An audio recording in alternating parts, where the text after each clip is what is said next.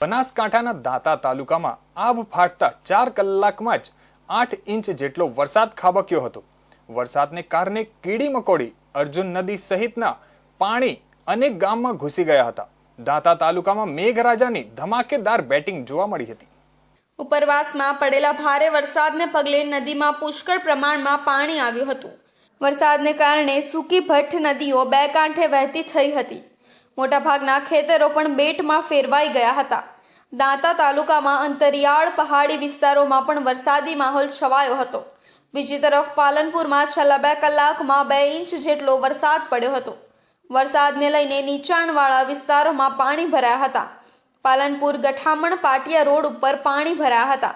કૈલાસનગર જવાના માર્ગ પર પણ વરસાદી પાણી ભરાયા હતા। અનેક જગ્યાએ પાણી ભરાતા વાહન ચાલકોએ ભારે મુશ્કેલીનો સામનો કરવો પડ્યો હતો।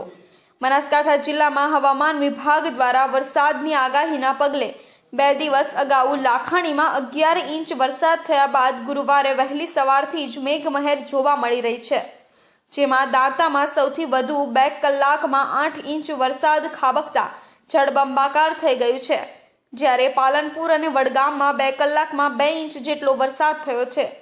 જ્યારે ઉપરવાસમાં વરસાદ થતાં વાસણ ગામની ઉમરદશી નદી પણ વહેવા લાગતા ગ્રામજનોએ નદીને વધાવી લીધી હતી। આમ બનાસકાંઠા જિલ્લાના 3 તાલુકાઓમાં વરસાદ થતાં ખેડૂતોમાં ખુશાલી જોવા મળી હતી।